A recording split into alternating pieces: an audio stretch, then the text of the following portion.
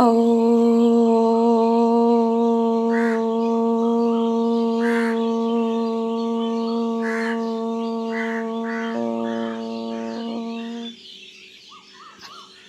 শান্তি। 6/6/2024 প্রাতঃমূল্যি ওম শান্তি বাপদাদা মধুবন। আজকের বাপদাদার অমূল্য মহাবাক্য হচ্ছে, মিষ্টি বাচ্চারা, বাবা হলেন বাগানের মালিক। বাগানের এই মালিকের কাছে তোমাদের অর্থাৎ মালিদের খুব সুন্দর সুন্দর সুগন্ধি ফুল নিয়ে আসবে হবে। এরকম ফুল এনো না যেটা ম্রিয়মাণ হয়ে আছে। বাবা বলছেন, বাবা হলেন বাগানের মালিক। বাগানের এই মালিকের কাছে তোমাদের অর্থাৎ মালিদের খুব সুন্দর সুন্দর সুগন্ধি ফুল নিয়ে আসতে হবে। এরকম ফুল এনো না যেটা ম্রিয়মাণ হয়ে আছে। তো ফুল মানে বাবার সুন্দর সুন্দর গুণধারী ধারণাযুক্ত বাচ্চা, আর যে ম্রিয়মাণ তার ধারণা কম। তো সেই অর্থে বাবা বলছে, তোমরা মালি সুন্দর সুন্দর ধারণা করে তৈরি করে সুগন্ধি ফুল বানিয়ে নিয়ে এসো। প্রশ্ন, বাবার দৃষ্টি কোন বাচ্চাদের উপরে পড়ে আর কাদের উপরে দৃষ্টি পড়ে না? উত্তর, যে ফুল সুগন্ধ ছড়িয়ে দেওয়ার মতো, অনেক কাঁটাকে ফুলে পরিণত করার সার্ভিস করে, তাদের দেখতে দেখতে বাবা খুশি হন, তাদের উপরেই বাবার দৃষ্টি পড়ে। আর যাদের বৃত্তি নোংরা, চোখ ধোকা দেয়, তাদের ওপরে আবার দৃষ্টি পড়ে না। বাবা তো বলবেন, বাচ্চারা ফুল হয়ে অনেককে ফুলে পরিণত করো, তবে সচেতন মালি বলা হবে। ওম শান্তি বাগানের মালিক বসে নিজের ফুলদের দেখছেন, কারণ আরও সব সেন্টারে তো ফুল আর মালি আছে। এখানে তোমরা বাগিচার মালিকের কাছে এসেছো নিজেদের সুগন্ধ ছড়িয়ে দেওয়ার জন্য। তোমরা তো ফুল হবে, তাই না? তোমরাও জানো, বাবাও জানেন, কাঁটার জঙ্গলের বীজ স্বরূপ হলো রাবণ। নয়তো সমস্ত বৃক্ষের বীজ হলো একই, কিন্তু ফুলের বাগান থাকে, আবার কাঁটার জঙ্গল বানানোরও অবশ্যই কেউ আছে, সে হলো রাবণ। তো ভেবে দেখো, বাবা তো সঠিকই বোঝান। দেবতারূপী ফুলের বাগানের বীজ রূপ হলেন বাবা। তোমরা এখন দেবী দেবতায় পরিণত হচ্ছ, তাই না?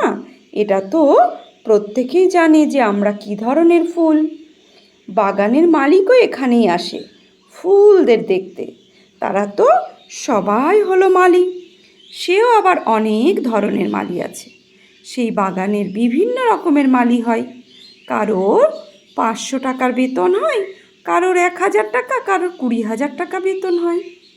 যেমন মুঘল গভর্নরের মালি অবশ্যই খুব সচেতন হবে, তার পারিশ্রমিকও বেশি হবে। এটা তো অসীম জগতের বিশাল বাগিচা, ওখানেও অনেক প্রকারের নম্বর অনুযায়ী মালি হয়। যে খুব ভালো মালিক হবে, সে বাগানকে খুব সুন্দর শোভনীয় করে তোলে, সুন্দর ফুল লাগায়। গভর্নমেন্ট হাউসের মুঘল গার্ডেন কত সুন্দর। এটা হলো অসীম জগতের বাগান। সেই বাগানের একজনই মালিক।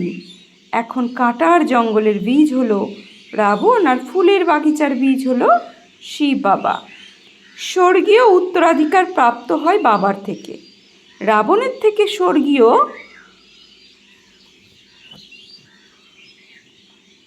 উত্তরাধিকার প্রাপ্ত হয় না। সে যেন তাতে অভিশাপ দেয়, তাই না? স্বর্গীয় উত্তরাধিকারে রাবণ কী করে? অভিশাপ দেয়। যখন অভিশপ্ত হয়, তখন যিনি সুখ দেন তাকে সকলেই স্মরণ করে, অর্থাৎ সুখদাতা পরমপিতা পরমাত্মা তাকে স্মরণ করে। তাকে স্মরণ করলেই সুখ মেলে। তো বাবা বলছেন, কারণ উনি হলেন সুখদাতা, সদা সুখ দিতে সক্ষম। মালিও বিভিন্ন প্রকারের হয়। বাগানের মালিক এসে মালিদের দেখেন যে কিভাবে ছোটোখাটো বাগান তৈরি করে তারা, কি কি ফুল আছে সেটাও খেয়াল করেন। কখনো কখনো খুব ভালো ভালো মালিও আসে, তাদের ফুলের সাজসজ্জাও বিশেষভাবে সুন্দর হয়ে ওঠে। তখন বাগানের মালিকও খুশি হয়। আহো, এই মালি তো খুব ভালো, ফুলও সুন্দর সুন্দর নিয়ে এসেছে। ইনি হলেন অসীম জগতের পিতা, আর এই হলো অসীম জগতের বিষয়। তোমরা অর্থাৎ বাচ্চারা অন্তর থেকে বুঝতে পারো বাবা একদম সত্যি বলেন। অর্ধকল্প চলে রাবণ রাজ্য, ফুলের বাগিচাকে কাঁটার জঙ্গলে পরিণত করে রাবণ। জঙ্গলে জঙ্গলে কাঁটা আর কাঁটা খুব হয়, খুবই দুঃখ দেয়। বাগানের মাঝে কি আর কাঁটা হয়? একটাও হয় না। বাচ্চারা জানে রাবণ দেহ অভিমানে নিয়ে আসে। সবচেয়ে বড় কাঁটা হলো দেহ অভিমান। বাবা রাত্রেও বুঝিয়েছেন, কারোর দৃষ্টি কামুক হয়, কারোর দৃষ্টি সেমি কামুক হয়। নতুনও কেউ আসে যারা প্রথমে ভালোভাবে চলে, মনে করে কখনো বিকারে যাব না, পবিত্র থাকবে। সেই সময় শ্মশানের বৈরাগ্য আসে। আবার যখন বাড়িতে যায় তো খারাপ হয়ে যায়, দৃষ্টি নোংরা হয়ে যায়। এখানে যাদের সুন্দর সুন্দর ফুল মনে করে বাগানের মালিকের কাছে বাগানের মালিকের কাছে নিয়ে আসা হয় যে, বাবা এ হলো খুব সুন্দর ফুল। কোনো মালি কানে কানে বলে, ইনি হলেন বিশিষ্ট ফুল। মালি তো অবশ্যই বলবে, তাই না? এই রকম নয় যে বাবা হলেন অন্তর্যামী মালি। প্রত্যেকের চাল চলন বলতে থাকে যে বাবা এর দৃষ্টি ভালো নয়, এর আচার আচরণ রয়্যাল নয়। 10-20% মাত্র শুধরেছে। মুখ্য হলো চোখ, যা সবচেয়ে বেশি ধোঁকা দেয় বা ছলনা করে। মালি এসে বাগানের যিনি মালিক তাকে সব কিছু বলবে। বাবা এক জনকে জিজ্ঞাসা করেন, বলো তুমি কেমন ফুল নিয়ে এসেছো? কেউ গোলাপ ফুল হয়, কেউ জুঁই, কেউ আকন্দ ফুলও নিয়ে আসে। এখানে খুবই সাবধানতা থাকে। জঙ্গলে গেলে আবার ম্রিয়মাণ হয়ে পড়ে। বাবা দেখেন যে এটি কোন ধরনের ফুল। মায়াও সেই রকম, যে মালিদেরও যেমন জোরে থাপ্পড় লাগিয়ে দেয়, যে মালিও কাঁটায় পরিণত হয়। বাগানে মালিক এসে সর্বপ্রথমে বাগান দেখতে থাকেন, আবার বাবা এসে তার শৃঙ্গার করাতে থাকেন। বাচ্চারা সাবধান থাকো, দুর্বলতা বের করে দিতে থাকো, তা না হলে খুব অনুতাপ হবে তোমাদের। বাবা এসেছেন লক্ষ্মী নারায়ণ করে তুলতে, তার পরিবর্তে আবার চাকর হব।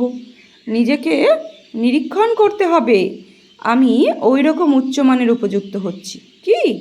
এটা তো জানো যে কাঁটার জঙ্গলের বীজ হলো রাবণ, ফুলের বাগানের বীজ হলো রাম। অর্থাৎ কোন রাম? পরমাত্মা রাম। এই সব মহিমা করেন। বাবা বলছেন এইসব কথা বাবা বসে বোঝান। বাবা লৌকিক স্কুলের পড়াশুনোর মহিমা করেন। এসব স্কুলও ভালো, কারণ ওতে সোর্স অফ ইনকাম আছে, অবজেক্ট আছে। তোমাদের একমাত্র অবজেক্ট হলো নর থেকে নারায়ণ হওয়া। ভক্তি মার্গে সত্যনারায়ণের কথা খুবই শোনে। প্রত্যেক মাসে ব্রাহ্মণকে ডাকা হয়, ব্রাহ্মণ গীতা শোনায়। আজকাল তো গীতা সবাই শুনিয়ে থাকে, সত্যিকারের ব্রাহ্মণ তো কেউই নেই। তোমরা হলে সত্যিকারের ব্রাহ্মণ, সত্য বাবার বাচ্চারা। তোমরা সত্যিকারের কথা শোনো। সত্যনারায়ণের কথা আছে, অমর কথাও আছে, তিজরির বা জ্ঞানচক্ষুর কথাও আছে। ভগবান উবাচু, আমি তোমাদের রাজারও রাজা করি। লৌকিক ব্রাহ্মণ তো গীতা শোনাতে আসে, তাতে কে রাজা রয়েছে? এরকম কি কেউ আছে যে বলবে আমি তোমাদের রাজারও রাজা বানাই, রাজা করব? আমি নিজে হব না, তার স্বয়ং শিব বাবা পরম পিতা পরমাত্মা, সে পরম ধাম থেকে এসে আমাদের রাজারও রাজা বানান, কিন্তু সে নিজে ও সত্যযুগের রাজা হন না। এরকম কখনো শুনেছ যে এই বাবাই আছেন যিনি বসে বাচ্চাদের বোঝান? বাচ্চারা জানে এখানে বাগানের মালিক আছে রিফ্রেশ হতে, বলছে বাগানের মালিকের কাছে আসে কি করতে? রিফ্রেশ হতে আসে। মালিও হয়, ফুলও হয়। মালি তো অবশ্যই হতেই হবে। কত ধরনের মালি আছে, সার্ভিস না করলে ভালো ফুল হবে কিভাবে?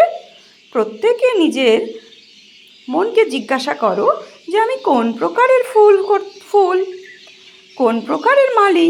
বাচ্চাদের বিচার সাগর মন্থন করতে হবে। ব্রাহ্মণীরা জ্ঞানে অর্থাৎ টিচাররা জানে মালিও নানান ধরনের হয়, আবার ভালো ভালো মালিও আসে যার বড় বাগান থাকে, অর্থাৎ বড় বড় সেন্টার চালায় যারা, সেন্টারে অনেক ভালো ভালো বাচ্চা থাকে, তাই বলছে বড় বড় বাগান থাকে। যেরকম ভালো মালি তার বাগানও তেমন সুন্দর তৈরি হয়, তো সুন্দরভাবে চালায়, তো সুন্দর সুন্দর ফুল নিয়ে আসে যা দেখে মন খুশিতে ভরে ওঠে। তো সুন্দর করে তৈরি করে ধারণাযুক্ত বাচ্চা তৈরি করে বাবার কাছে নিয়ে যায়। তাই বাবা এভাবে বোঝাচ্ছে, বলছে প্রত্যেকের নিজের মনকে জিজ্ঞাসা করো।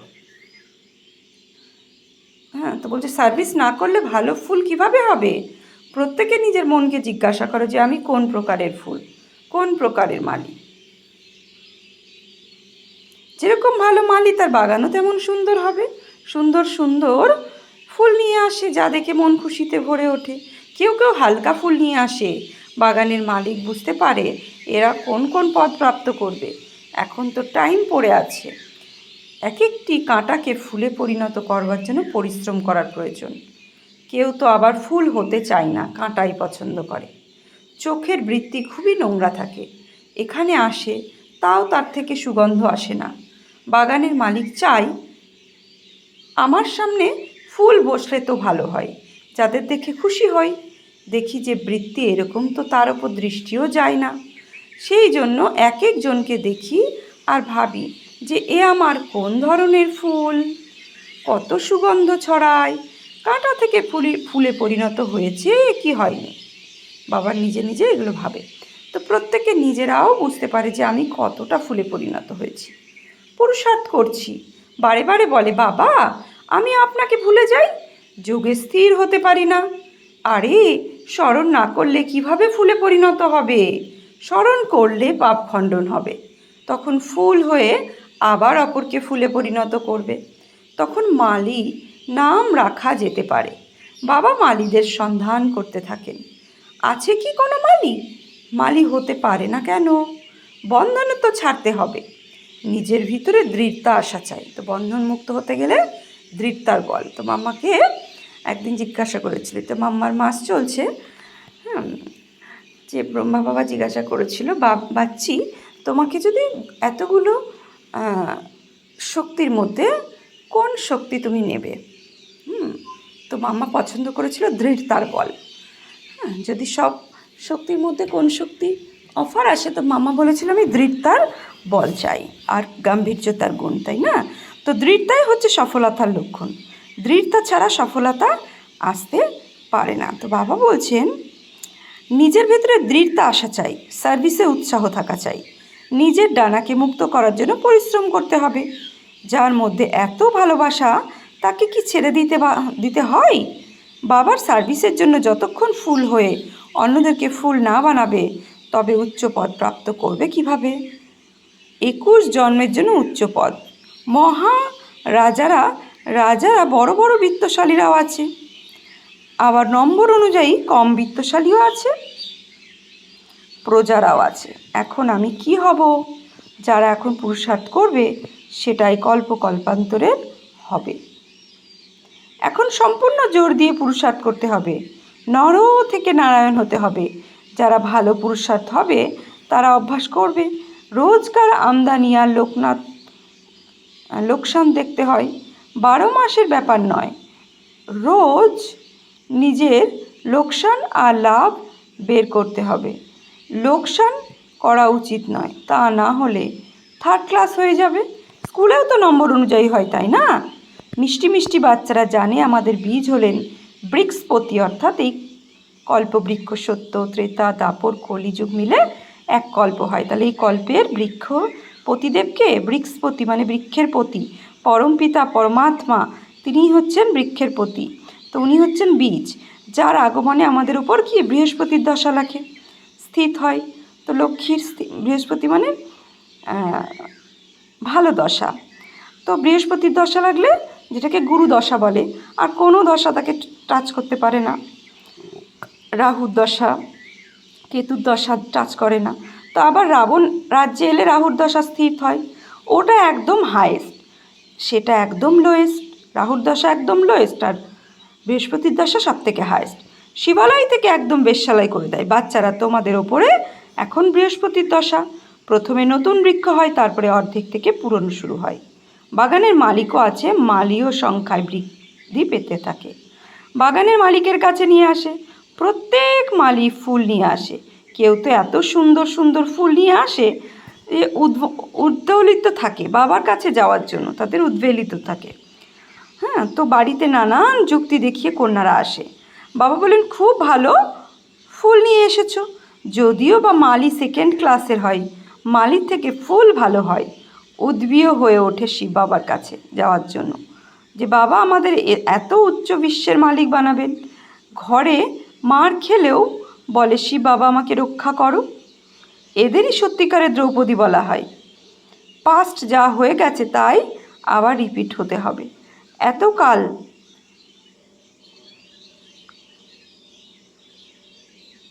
বলছে, এতকাল ডেকেছিলে না, আজ বাবা এসেছেন বাঁচার জন্য যুক্তি বলে দিতে। এরকম ভু ভু করো, তোমরা হলে ভ্রমরী, তারা হলো কীট, তাদের ওপরে ভু ভু করতে থাকো, বলো ভগবানও বাঁচো। কাম হলো মহাশত্রু, একে জিততে পারলে বিশ্বের মালিক হবে। কোনো না কোনো সময় অবলাদের বোল ফোটে, তখন আবার বাড়ির লোক ঠান্ডা হয়ে যায়, বলে আচ্ছা বেশ যাও, এমন সুন্দর বানিয়ে তোলেন যিনি, তার কাছে যাও, আমার ভাগ্যে নেই, তুমি তো যাও। এরকমভাবে দ্রৌপদীরাও ডাকতে থাকে। বাবা লেখেন, ভু ভু করো। কোনো কোনো নারীও এরকম হয় যাদের সুপর্ণখা, পুতনা বলা যেতে পারে, অর্থাৎ বিকারী। পুরুষ তাদের কাছে ভু ভু করে, তারা কীট হয়ে যায়, বিনা বিকারে থাকতে পারে না। বাগানের মালিকের কাছে কীরকম ধরনের আসে যে আর জিজ্ঞাসা করো না। কোনো কোনো কন্যারাও কাঁটায় পরিণত হয়। সেই জন্য বাবা বলেন, নিজের জন্মপত্রিকা বলো। বাবাকে না শোনালে, লুকালে তো সেটা বাড়তেই থাকবে।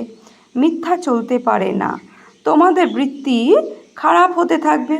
বাবাকে শোনাতে পারলে তুমি বেঁচে যাবে। সত্যি বলো চাই, তা না হলে সম্পূর্ণভাবে মহারোগী হয়ে যাবে। বাবা বলেন, যারা বিকারী হয় তাদের মুখ কালো হয় বা অসুন্দর হয়। পতিত মানে কালো বা অসুন্দর মুখ। কৃষ্ণকেও শ্যামসুন্দর বলা হয়। কৃষ্ণকে কালো করে দিয়েছে, রামকে নারায়ণকেও কালো দেখিয়েছে। অর্থ কিছুই বোঝে না। তোমাদের কাছে তো নারায়ণের সুন্দর চিত্র আছে, তোমাদের তো এটা হলো অবজেক্ট। তোমাদের কি আর সুন্দর নারায়ণ হতে হবে? এই মন্দির যে তৈরি করছে এরকম ছিল না, বিকারের পরে আবার কালো মুখ হয়ে গেছে, আত্মা অসুন্দর হয়ে গেছে। আয়রন এজ থেকে গোল্ডেন এজে যেতে হবে, সোনার পাখি হতে হবে। বলা হয় কালী, কলকাতা বালি বলে দেয়। কত ভয়ঙ্কর রূপ দেখানো হয়, সেসব আর বলার মতো নয়। বাবা বলেন, বাচ্চারা এসব হলো ভক্তিমার্গ, এখন তোমাদের তো জ্ঞান প্রাপ্ত হয়েছে। আচ্ছা, মিষ্টি মিষ্টি হারানিধি বাচ্চাদের প্রতি মাত পিতা বাপ দাদার স্মরণে স্নেহ সুমন আর সুপ্রভাত। আত্মাদের পিতা তার আত্মারূপী বাচ্চাদের জানাচ্ছে নমস্কার, সুপ্রভাত, ধন্যবাদ। আমরা আত্মারূপী বাচ্চারা আত্মারূপী বাপ দাদাকে জানাচ্ছি নমস্কার, সুপ্রভাত, ধন্যবাদ। ধারণার জন্য মুখ্য সার, নিজের ডানাকে মুক্ত করার জন্য পরিশ্রম করতে হবে। বন্ধন থেকে মুক্ত হয়ে সচেতন মালি হতে হবে। কাঁটাকে ফুলে পরিণত করার সেবা করতে হবে। নিজেকে নিজে দেখতে হবে যে আমি কতটা ফুলে পরিণত হয়েছি, আমার বৃত্তি শুদ্ধ তো, চোখ ধোকা দিচ্ছে না তো। নিজের আচার আচরণের প্রথমেল রেখে ত্রুটি বিচ্যুতিগুলিকে দূর করে দিতে হবে। বরদান, স্বরাজ্য অধিকারীর নেশার নিশ্চয়তা দ্বারা সদা শক্তিশালী থাকার সহযোগী নিরন্তর যোগী। স্বরাজ্য অধিকারের নেশার নিশ্চয়তা দ্বারা সদা শক্তিশালী থাকা সহযোগী ও নিরন্তর যোগী ভব। স্বরাজ্য অধিকারী অর্থাৎ প্রত্যেক কর্মেন্দ্রিয়ের উপর নিজের রাজত্ব। কখনো সংকল্পেও কর্মেন্দ্রিয় ধোকা না দেয়। যদি কখনো একটু দেহ অভিমানে আসে তাহলে জোশ বা ক্রোধ এসে যায় সহজে। কিন্তু যারা স্বরাজ্য অধিকারী তারা সদা নিরহংকারী, সদাই নির্মাণ হয়ে সেবা করে। এই জন্য আমি হলাম স্বরাজ্য অধিকারী আত্মা। এই নেশার নিশ্চয়ের দ্বারা শক্তিশালী হয়ে মায়াজিৎ তথা জগৎজিৎ হও, তো সহযোগী নিরন্তন যোগী হয়ে যাবে। স্লোগান, লাইট হাউস হয়ে মন বুদ্ধির দ্বারা লাইট ছড়িয়ে দাও। ব্যস্ত থাকো, তাহলে কারোর কথাইতে ভয় লাগবে না। তো আজকে সমান নেব আমি নিরন্তর যোগী আত্মা। আমি সদা অর্থাৎ নিরন্তর যোগী আত্মা ভব। ওম শান্তি।